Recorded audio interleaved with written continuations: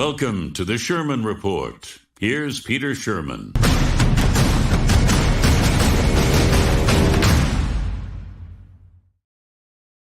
Good evening. Gosh, it's getting so close to when 5 o'clock in Toronto is actually evening. I had to say good evening. Welcome to the Sherman Report. I am the aforementioned Sherman, and I have a few issues I want to deal with later. So hang in with me. I've been reading a piece about a remarkable American scholar who says that the biggest problem for Israel is that it doesn't know how to be a conqueror. It doesn't know how to be a conqueror. The many wars Israel has fought with unfriendly neighbors always end in a ceasefire and then begin again. Of course, a ceasefire is being called for by many people now, but they always begin again because the United States and or regional players convene peace conferences, which have historically discussed two-state solutions. The same two-state solution, I might add, that Kamala Harris refers to when she addresses an end to the catastrophe that is the Middle East. Now, the scholar I'm going to quote later is Daniel Pipes. You may have heard of him, but more about him later. He says that until Israel behaves like a conqueror in territory it actually has conquered, and the vanquished party capitulates, there can be no peace and never a two-state solution. Wow. That's right after 5:15, right after 5:15, in about 15 minutes from now. Before that, I've got someone for you today, and you know his name. I met this guy when we were working as reporters for opposing Montreal radio stations. He came to national prominence as a CTV newsman, editorialist, journalist, and I was often a guest on his CTV news channel program called Countdown. I'm talking about, are you ready for this? Mike Duffy. And there he is. Welcome to the Sherman Report, Mike. Peter, great to see you again after all these years, and you haven't lost your form. Now, Daniel Pipes, right? Daniel Pipes, you remember him. Yes, indeed. And I think part of the untold story, and there's so many untold stories, having been a couple of times to the Middle Eastern wars, is that the poor Palestinians have been kept in camps and led miserable subsistence lives because their leadership didn't grasp what was offered back just after the Second World War and Israel became a state. Jordan, the king of Jordan, offered them land for their own country. And unspoken was the whole idea that they'll get a Marshall Plan. It's a long and old story, Michael, and we retell it every time it erupts over there, but it's done that, half a dozen times at least. Yeah, but young people don't understand this. They think somehow Israel's the bully. Israel, throughout her career or its existence, has strived to live in peace with their neighbors. Well, Israel has been the one that's offered the two-state solution more times than you can count on the fingers of a hand, and they don't want it. So what are you going to do? Well, no, the leadership doesn't want it. Well, no, because they're multi-billionaires. I want to get to Canadian politics, though. While I appreciate your knowledge of the Middle East, I really have to get you on politics. First of all, it's great to see you. And when we first saw each other, I had a head full of black hair and you a head full of brownish red hair. And that was 55 years ago. My God. Anyway, I think many people looking in right now feel the same way. Your commentary on Canadian politics, it was always terrific. People watched you for it. You were well schooled in how Parliament works, well connected. And we can't be more now than 13 months from an election, I don't think, because October 25 is the drop dead deadline. Yeah. And I think the Liberals believe, and I've still maintained a lot of contacts, and all of the old Chrétien and Trudeau folks who are still around stay in touch, and we talk sometimes daily, often weekly, and they're out of the loop.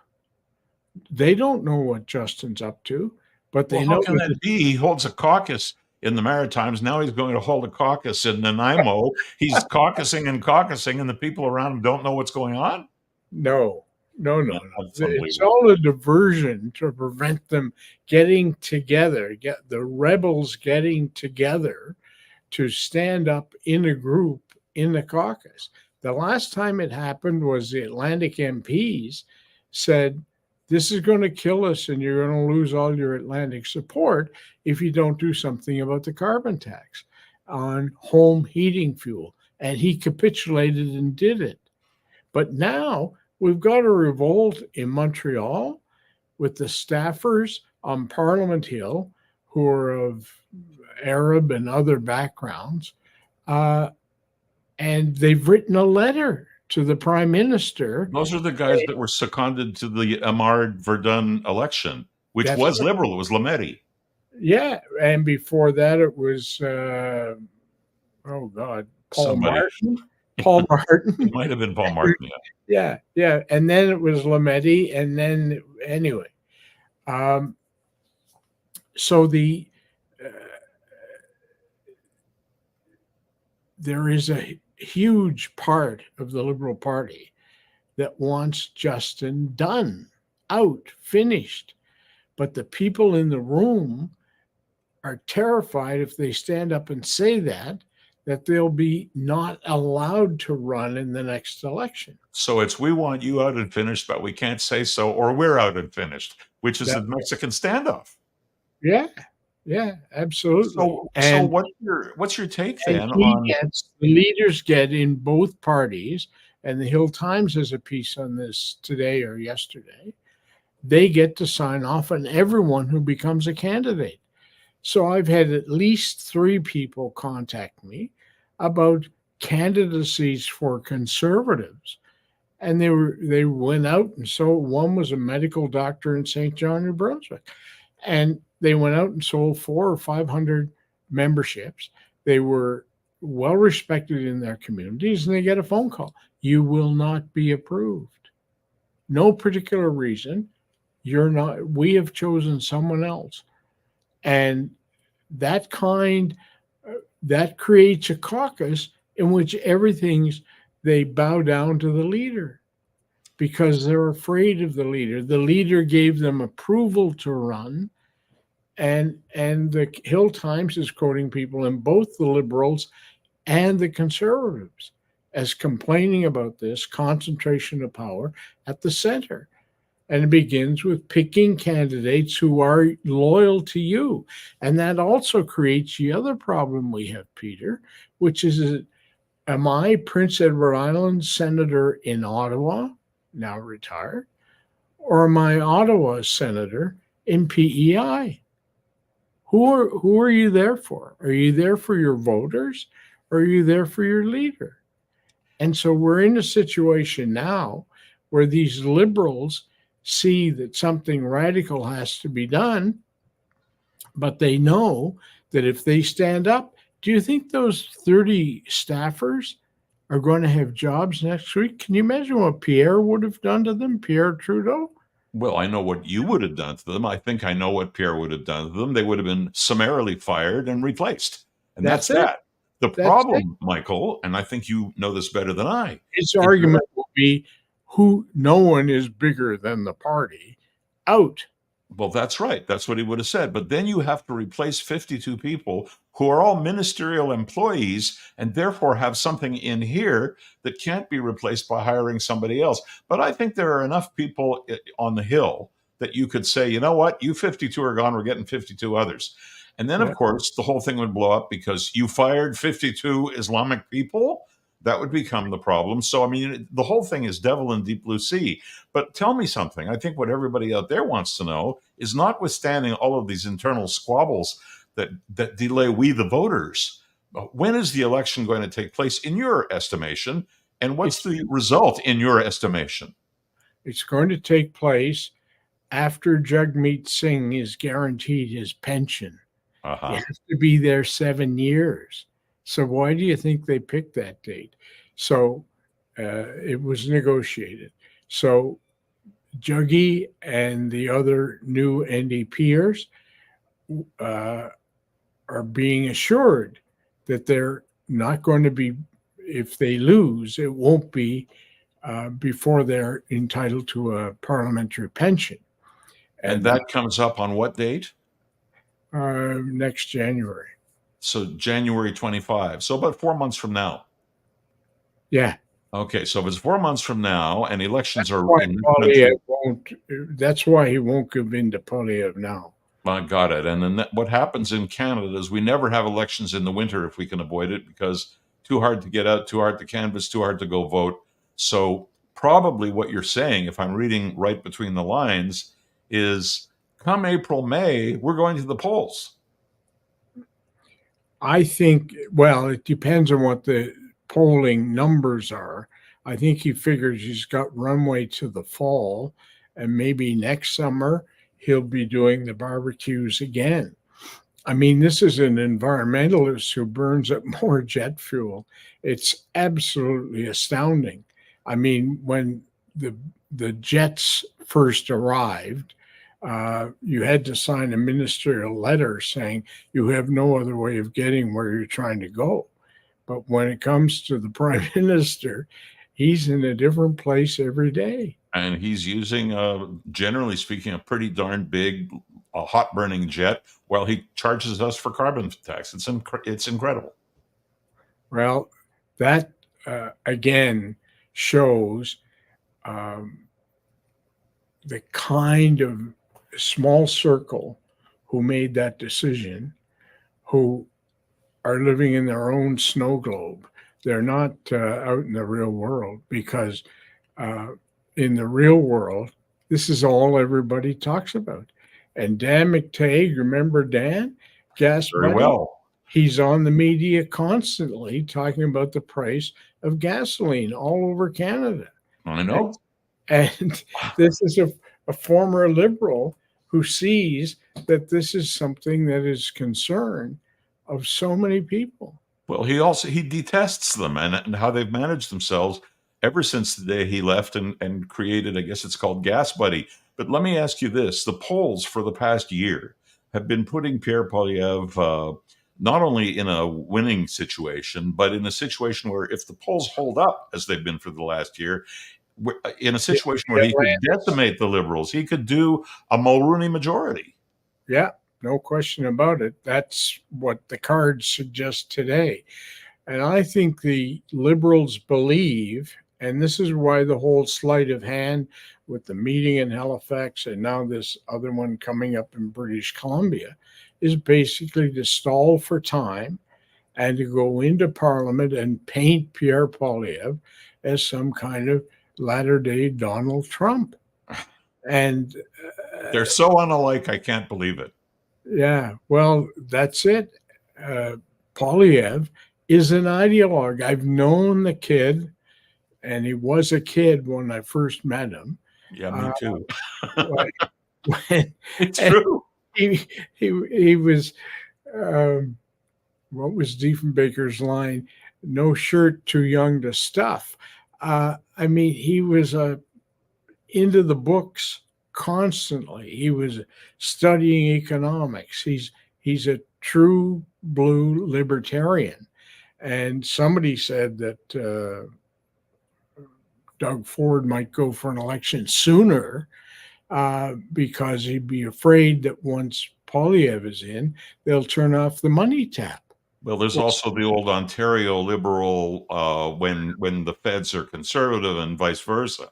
And so you don't know what's going to happen there. But Pierre is a nonstop worker. He spent his whole summer applying his trade across Quebec because that's the only province that he doesn't have in the polls.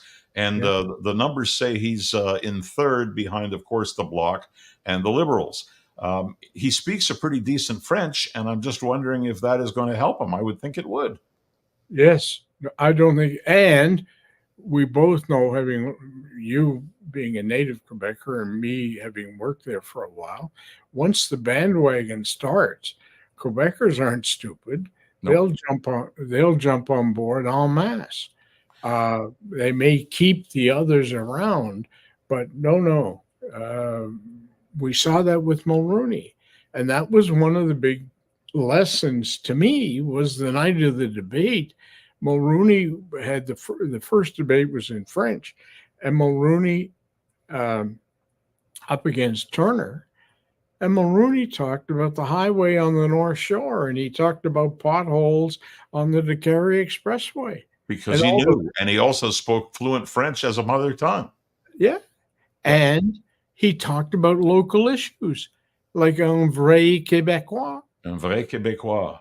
Let me ask you about, I'm running short of time. Poilievre is trying to, in a way, emulate that thing.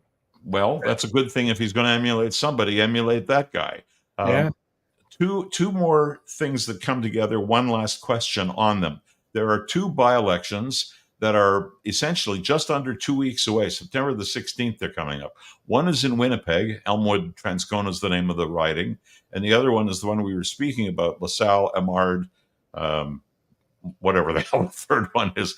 I guess it's Verdun. So that's mid-Montreal. Now, the one in Montreal has been historically liberal. The one in Winnipeg has been historically NDP with the Conservatives behind them, but quite far behind them. Any predictions, Michael? I think Transcona, the Tories have a real shot. Again, the same thing. The Blakey family, first it was Bill Blakey, and then his son had that riding for the NDP. The son's now gone to work for Wab Kinew, the new premier NDP premier of Manitoba. So that creates Transcona.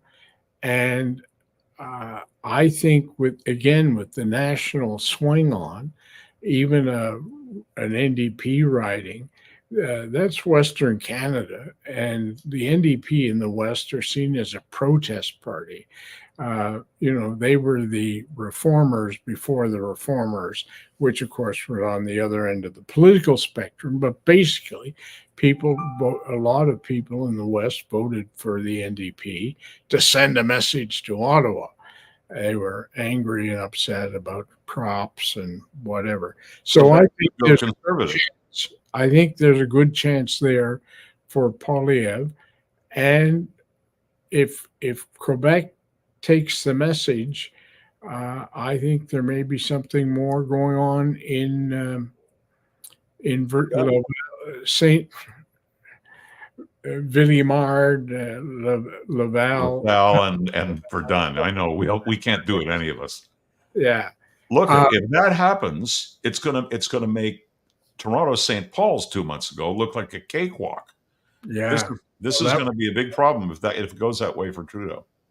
Well, and if you've got all of these Arab staffers upset over Palestine, what happens to the ethnic communities in that LaSalle riding? Do they stay home? For whom do they vote? I really couldn't say, but I imagine there will be a lot of talk about that in the caucus in Nanaimo. Mike Duffy, we're certainly out of time at this point, but what a pleasure it's been to have you here, and I hope I can expect you to visit regularly. Well, I'm wide open. I will be in touch. Thanks for coming on, and thank you. Take care of yourself. Keep looking as good as you do. Congratulations on your new show. I thank you very much for that. See you soon.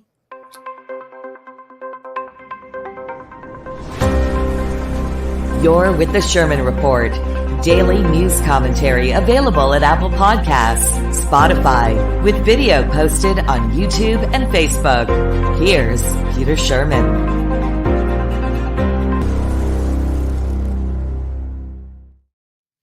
Boy, that Mike Duffy, old friend of mine, and he still has it. Look, I read an interesting article sent to me over the weekend, and I mentioned this in the opening of the show. It was published in the Times of Israel, and it revolves around the opinions of Daniel Pipes. Now, you might or might not know that name.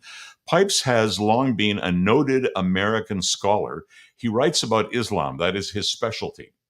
His specialty long before the current conflict, I might say. And he tweeted yesterday saying, and I'm quoting here, "Am I missing something here? Hamas murders 6 Israelis, and the Israeli left responds with fury against not Hamas, but its own leadership, demanding that concessions be made to Hamas." He has a point. He says the problem Israel has is that it has no idea how to be a conqueror. When I read the piece, I realized that indeed the Israelis have been in many wars, beginning with their War of Independence in 1948, that actually started the day after they declared independence. In the wake of a United Nations vote, the British Mandate Palestine would be carved up and it would end in favor of Israel creating the modern nation state that it is today. They won that War of Independence in about half a dozen over the fullness of time, half a dozen wars, forgetting even about skirmishes and intifadas on a nearly regular basis. Despite all that, they built a very modern and a very educated state of Israel, and a very well-defended one, too. The question is, why did they walk away after every ceasefire believing that things will be okay? And that may explain why things continue in Gaza. Pipes has a relatively new book out entitled Israel Victory: How Zionists Win Acceptance and Palestinians Get Liberated. He discusses the generations of Israeli political and military leaders who have pursued a policy of conciliation and placation with Palestinians. Pipes says that goes against the grain because it's made Israel look feeble in the eyes of its enemies. He says this ends when one side is victorious and the other side capitulates because the chances of winning Palestinian acceptance are historically proven to be zero. They just plain don't want a Jewish state. They want a one-state solution, and Israel is quite happy with a two-state solution, but it can't be. Mr. Pipes has promoted his vision of Israel victory since the late 1990s. He has been quoted as saying, "I'm a historian, and I am aware of how wars end. They generally end with one side giving up. So long as neither side gives up, well, the war goes on." And that's the end of the quote. Well, Daniel Pipes is obviously quite right. Jews have historically been known to turn the other cheek, to walk almost willingly into certain death. Israel changed all that by investing in and building its modern army that can and does defend Israel. But the price is so stiff. The West in particular pushes Israel to negotiate peace every time, as it's trying to do now. Seems the other side is reticent, however. Bottom line, for me anyway, is to take over the conquered territory. Let the Americans and the Brits and so forth of the world rebuild Gaza, and then maintain an Israeli police militia there to keep law and order and never allow the launching of another war against Israel. Perhaps when a few more generations are born and grow up, maybe they'll figure it out. So on the one hand, I say what you can do instantaneously. On the other hand, you can see that I don't hold out much hope for that happening in the near term. And that's too bad. I know that's all easier said than done. But I also know that what's been happening since October 7th, 2023, when Hamas initiated this conflict, cannot continue forever. Back in a moment.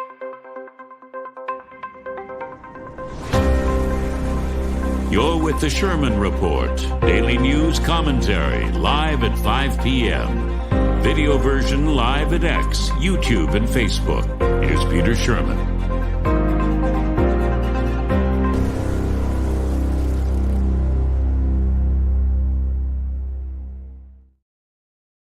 Well, I can't tell you about every province or state and how they run their schools. But with kids back to school now and 10 months awaiting them, of learning that is, we hope, it's worth saying that the Doug Ford Ontario government has outlawed cell phones in Ontario schools, and it's effective today, first day of school. Here's what's wrong with things at this point, and these are my thoughts, strictly my thoughts. The phones can't be out in plain view. That's part of the rule. They have to be stored. So stored means backpack, it means desk, it means somewhere, but not in the open. Now, when I was a kid, granted that wasn't yesterday, but when I was a kid, it was miniature transistor radios. They were the thing, and they had wired earphones. And the earphones, incidentally, and the wire to the earphones were flesh-colored. So we would feed that skin-colored wire up inside our shirts, out the side of our necks, away from the teacher's normal standing position, with the earphone plugged into our ear, the one that was out of eyeshot of the teacher. And yes, eventually we were caught, and the radios were confiscated for some indefinite period. We got them back. Today, nobody needs to wear any earpieces. Texting is quick, it's quiet, it's abbreviated, and there's little that can be done to address a kid keeping that cell phone in the desk, sneaking a peek when the teacher's back is turned, Doing that again next time the teacher's back is turned and quickly firing off the response. Bet that happened many times today in Ontario schools. Just saying. Off and out of view is the phrase being applied in the schools. Right. That's a nice rule. But kids are notorious for pushing boundaries, and many of them are seriously addicted to texting, or maybe I can put it a softer way, to being in touch with other friends. That's their socialization today. May not be a good idea, but we all know that's what exists. The new rule wants to place responsibility on students, which is, in my opinion, theoretically quite correct. But if a kid is caught violating the rules and using a smartphone, what happens? Teacher takes the phone and places it in a storage area.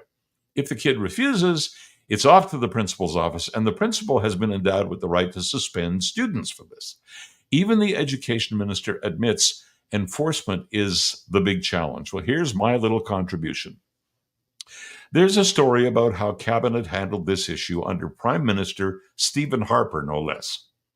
There was a slotted box outside the Cabinet room where ministers' names were on the slots in this little box.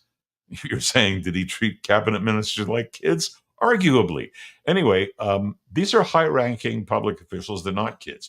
Ministers would have to insert their smartphones, I guess at the time it must have been Blackberries, into the slots and retrieve them after the meeting was adjourned. Keep them from texting across the table. We used to call it pinning across the table. How hard can this be? Message to the education minister. And she's new at this job, Ms. Garside, and others in this process. Ordinary, similar boxes for every classroom, just like Prime Minister Harper had. 9 a.m., kids walk in, deposit the phones in their own slot. You can have their names on the slots.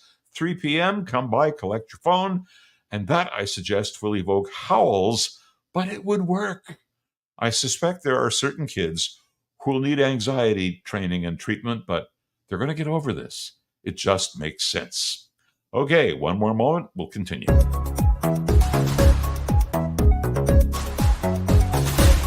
Now, the Sherman Report continues.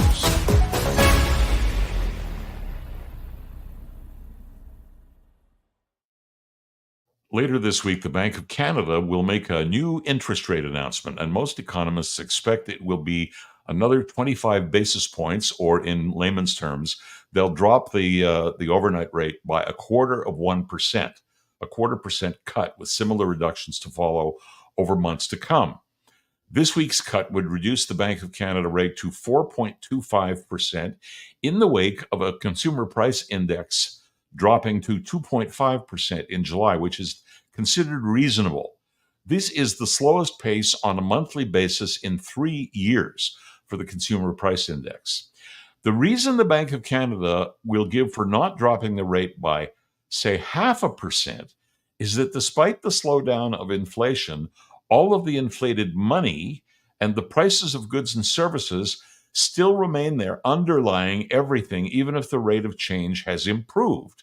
It's actually reasonable logic. However, if I were the governor of the Bank of Canada, you'd get the full 50 basis points right now. Why? Because the reflection of that rate throughout the system, and ultimately to those carrying mortgages, for example, or renewing mortgages specifically, and the heavy credit card debt that exists, the worst now in 17 years in Canada, is that it would be a bold statement on where we expect things to go if people can just hang on for another month or two. Unemployment, by the way, the announcement comes this Wednesday, so we're about 48 hours off. Unemployment is high in Canada now, unusually. The last month showed economic growth significantly above estimates. Despite that, a 0.5% reduction in the rate is starting to approach a zone where corporate borrowing for expansion and therefore new hiring, which would bring that rate down, the unemployment rate down, is more than worth a look-see.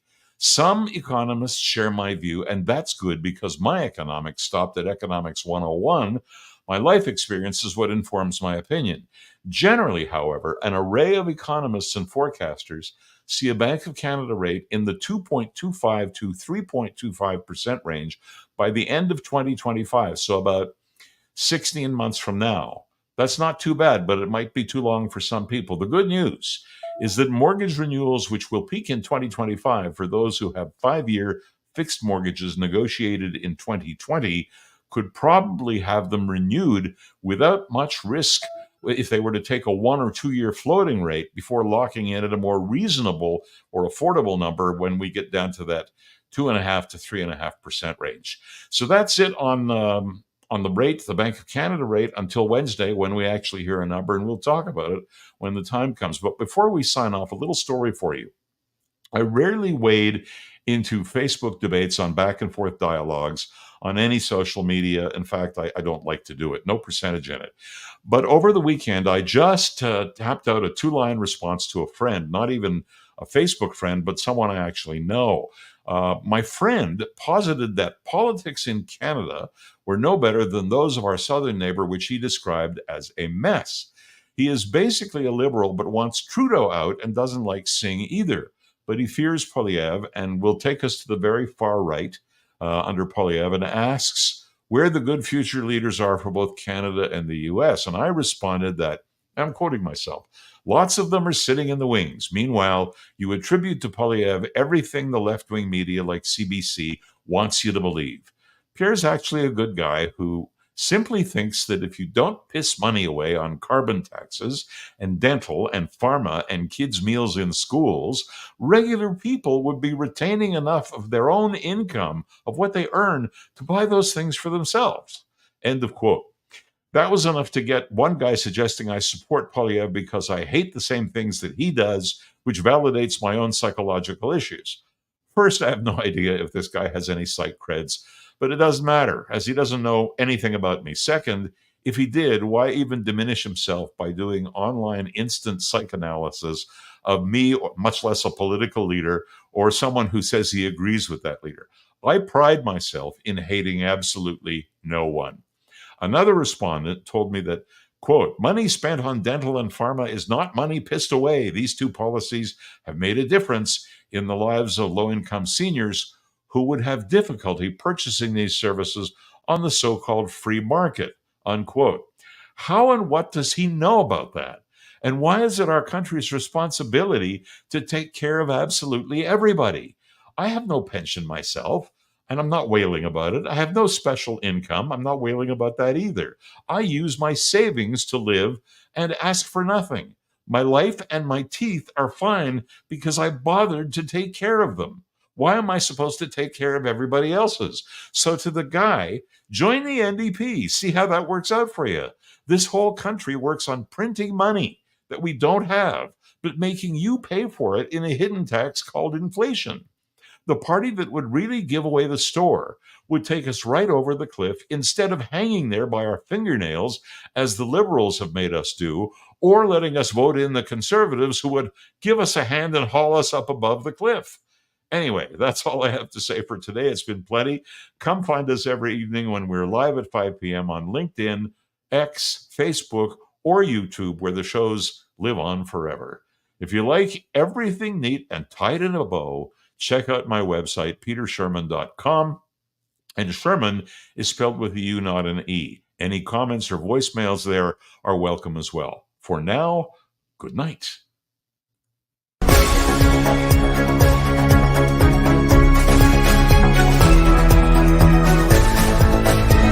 The Sherman Report, available on Apple Podcasts, Spotify, and the video version at YouTube, Facebook, and always at petersherman.com.